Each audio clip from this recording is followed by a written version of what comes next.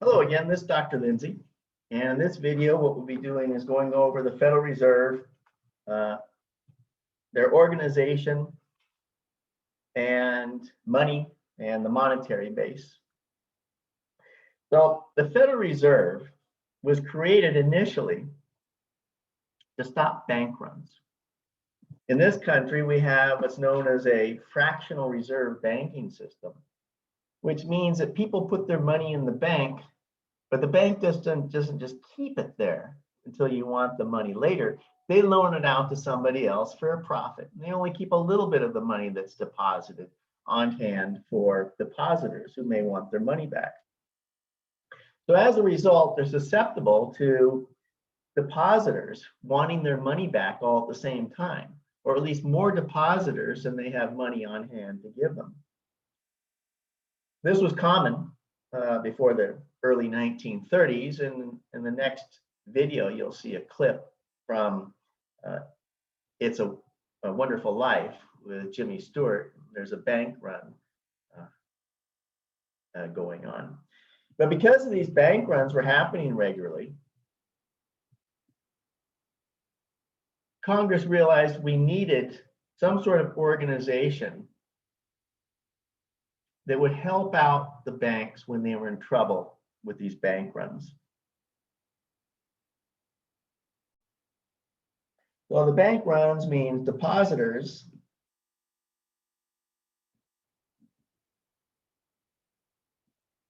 wanting their money back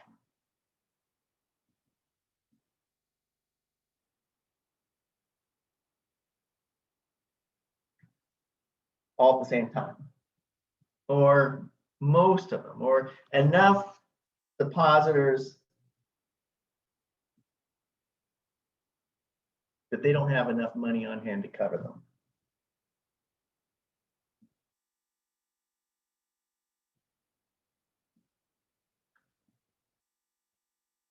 So the Federal Reserve System was established about 100 years ago, 1914. And the whole purpose of this was to stop financial panics because of bank runs. So purpose was to stop financial panics. Because if we have these bank runs where everyone's running down to the bank to get their money back because they're afraid the bank is going to go under, the bank doesn't have it, and then it actually does force the bank to close their doors because they can't meet the needs of their depositors. They don't have the money on hand. So with a Federal Reserve System that creates money, they can loan money to the banks that are running into problems and need some money if they're having a bank run going on, if there's some sort of financial panic that's happening. So the purpose of the Federal Reserve was to stop these financial panics. And unfortunately, one of the worst financial panics we've had has been in the 1930s, which came after the Federal Reserve was created, and yet they dropped the ball. And they didn't do the job that they were supposed to do by loaning money to banks that were going under. Instead of doing that, they just closed their doors entirely during that time period. Now, the Federal Reserve System that we have right now is not the first central bank charter we had. The Federal Reserve is what's called a central bank. The name of our central bank is the Federal Reserve. But every country has a central bank. And their duty is to create money and get it out for everybody to use. So the Federal Reserve was not the first central bank. There was another one that was created, and there was a lot of resistance in this country to having a central bank at that time. And Congress let their charter expire. They were gone. Then there was a panic of 1907, and everyone realized, yes, we actually do need a central bank that can come to the rescue of banks when there's some sort of panic going on.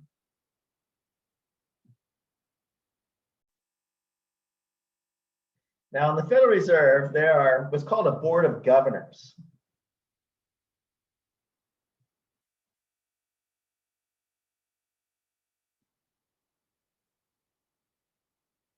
And we call it the Federal Reserve, but it's really a system, Federal Reserve system of banks.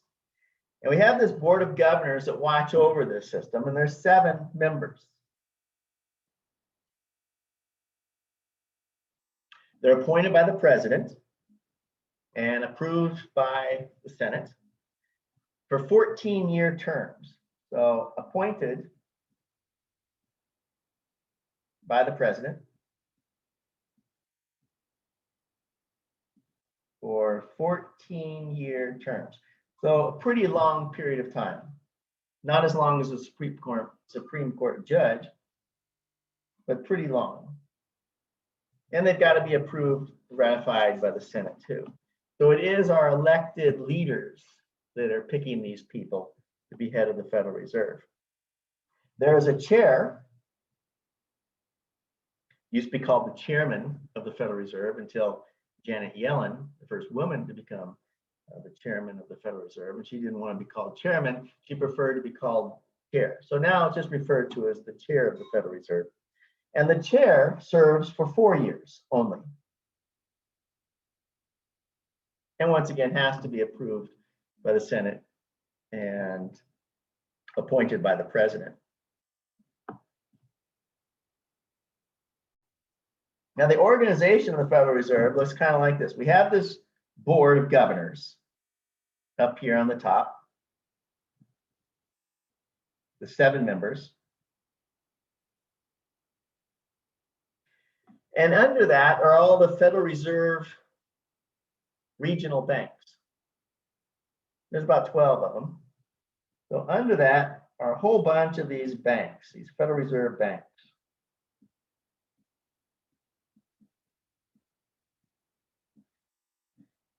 There's a Federal Reserve Bank in New York, Federal Reserve Bank in Jacksonville, Federal Reserve Bank of San Francisco. These are all the regional banks. And each one of them has a president.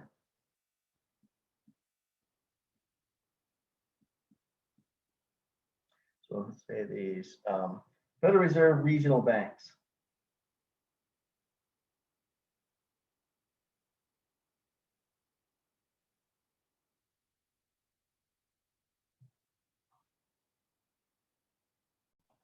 So remember, each bank has a president and its own board of directors.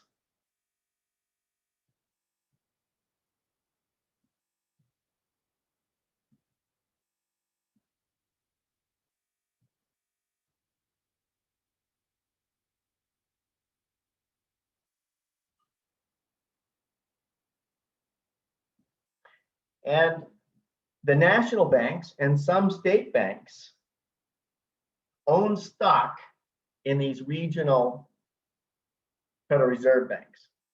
So the big banks around here, say Bank of America, they're going to be members of the regional Federal Reserve banks. And essentially they own it, they have stock in it. But it's not like owning stock in a company or a corporation. They can't really change anything that's going on here. They essentially own stock. They get a little bit of a dividend on their money. I think it's 6%, but they can't really change any of the rules as to how this is all set up.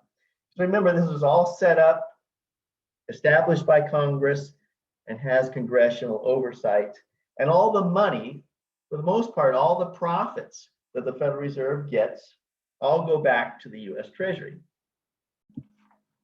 So we've got all these different regional banks, 5, 6, 7, 8, 9, 10, 11, 12. Most of them are on the eastern half of the United States, but that's because when this was set up 100 years ago, most people were living on the eastern half of the United States. Now, the Federal Reserve creates the money that we use here in this country. As in other countries, it's their central bank also that creates the money that people use in the country. So money is really just a medium of exchange. And we have it just so we don't have to have a barter economy. We need something so that we can make trades. Historically, what's been used for money is gold and silver, but now we use paper money. And pretty much all over the world is what countries are using, this paper money. The paper money we have in the United States, it's printed by the Federal Reserve, and you'll be able to see on the top of it, any bill you have, it says Federal Reserve Note. It's printed by them, and it's really just an IOU. There's no gold backing up this money. At one time there was. Our money was tied to the price of gold until the 1930s. It was known as a gold standard, where 1 ounce of gold was $32 an ounce. But we're not on the gold standard anymore, and the Fed does not have to limit the amount of money that they print to the amount of gold or silver that they have on hand. This is known as fiat money. It just means that this money is not backed up by anything of value. So historically,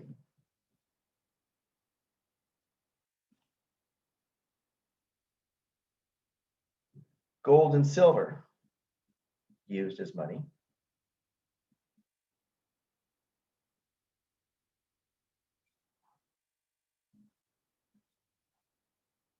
And now we use paper money.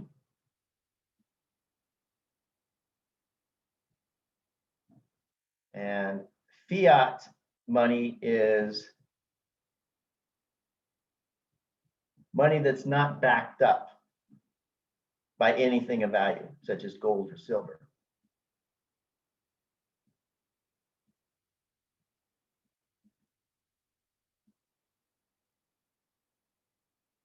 And our paper money here in the US is printed and distributed by the Federal Reserve.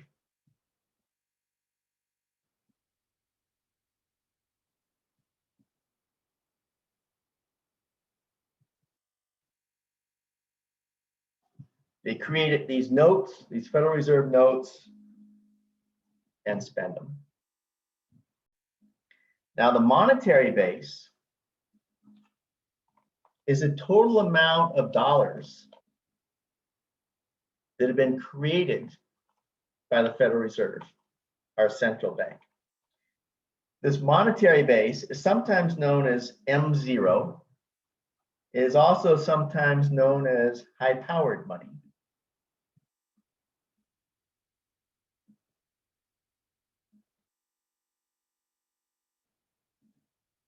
So it's the total amount of dollars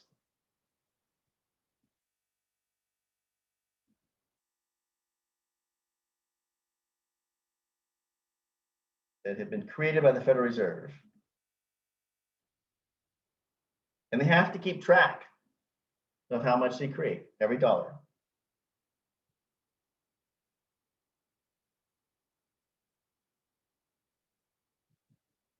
And I'll put here, created by the Fed, Fed short for the Federal Reserve.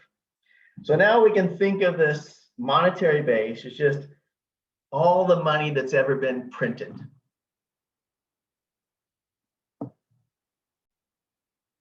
Now, this cash has been printed.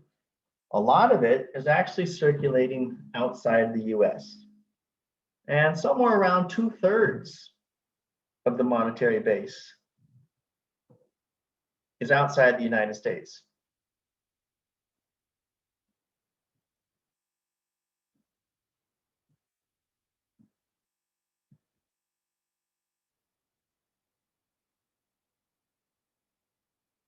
So why? Why is most of our money circulating outside the United States and not inside the United States? A lot of countries don't trust their own currency. The people don't trust it because of inflation. And they're concerned that they hold on to their money, and with inflation, after a while, the money isn't worth anything. So they'd rather hold on to some money that they know they can trust, is going to be valuable, and the inflation rate isn't going to be ridiculously high. The last I heard, Russia alone had about $40 billion in these Federal Reserve notes. Argentina, 7 billion.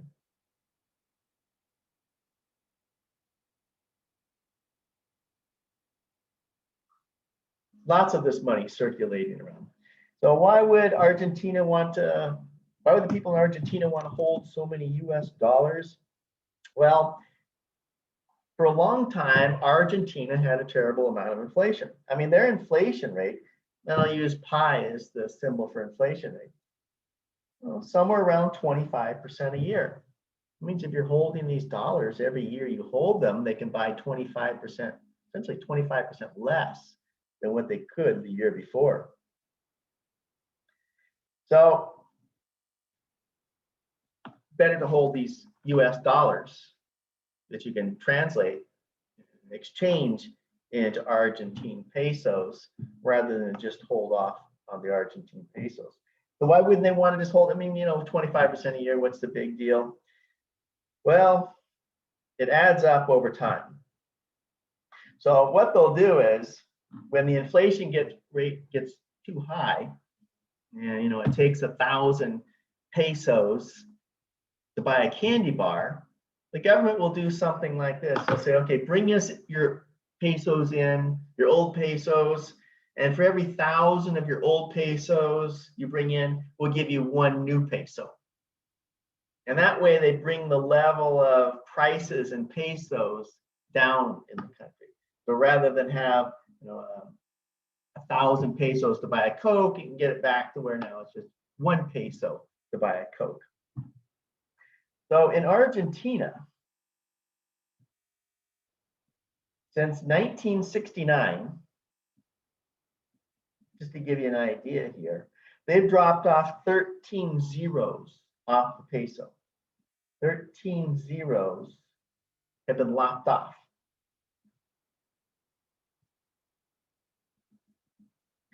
So that means the last time I looked here, 1 peso today, if we go back and say, well, what's that equivalent to in 1969?